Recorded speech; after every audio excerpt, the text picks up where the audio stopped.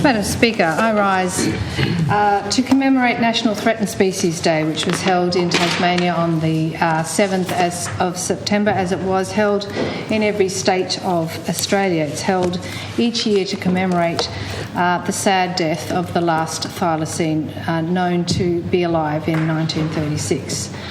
This Threatened Species Day was marked with a sad official announcement of the extinction of the smooth handfish, a species endemic to Tasmanian waters and the first modern marine fish on record to vanish. Madam Speaker, Vale smooth handfish. We have no drawings or record of its visage or its character. We have no information of the beauty that it contributed to the web of life. But we can be sure that it played its part in the ecosystem and its loss would have been noted. That extinction emphasises how sensitive families of fishes are to environmental disruptions. All handfish are affected by habitat destruction and pollution. But the biggest threat, the scientists say, to handfish is warming waters, which are a direct consequence of the climate crisis.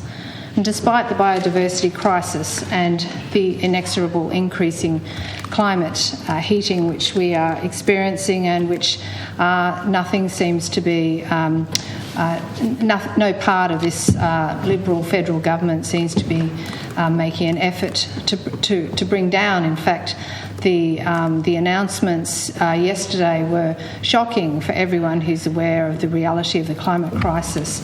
A federal government at this point in time putting all its money into the COVID recovery, into restarting anew with more energy the gas industry, which would be, if they have their way, another enormous contributor of fossil fuels to the atmosphere. When we have no time, we have to be doing everything we can to bring them down.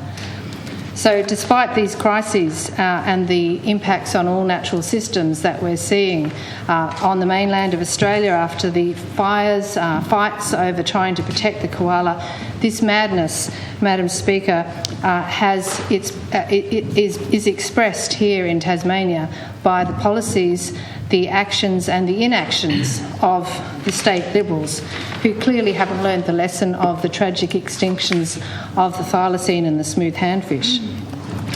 Their policies are hastening hundreds of other plants and animals in Tasmania along the pathway to extinction. Our state of threatened species in Tasmania is in a very dire place. The Liberals came to office and dismantled the expertise into Pipui's Threatened Species Unit. Once it had, in 2014, 15 experienced full-time staff. Today, Madam Speaker, it's effectively zero. The unit still has a phone number, but don't bother calling it. It rings out and diverts you to somewhere else. So not only are the Liberals cutting resources to threatened species protection, they're doing everything they can to increase the pace and destruction of critical wildlife habitat.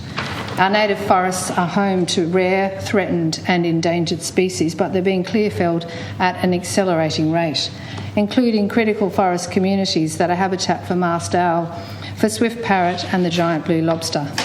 Along with Forest Watch, last week Cassie O'Connor, the member for Clark, documented gigantic ancient trees in the sticks that had been felled and then burnt whole on site, clearly too large even to be able to be dragged from the coop.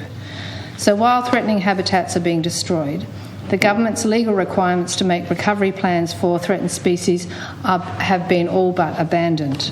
Some 640 species of plants and animals are listed either as rare, vulnerable or threatened, but only just 40 of those have a plan to recover those populations to head them away from extinction. But the recovery plans for those mere 40 are based on flawed population estimates or are totally non-existent. Even the recovery plan for one of our most loved and iconic animals, the glorious wedge-tailed eagle, is more than 10 years out of date. The estimated population of less than 1,000 birds, which was distressingly low, is a decade old. So this is a cynical ticker-box approach to protecting the environment that the government instead chooses two animals it anoints in the race to back in the race for species survival in Tasmania: the Tasmanian devil and the orange-bellied parrot.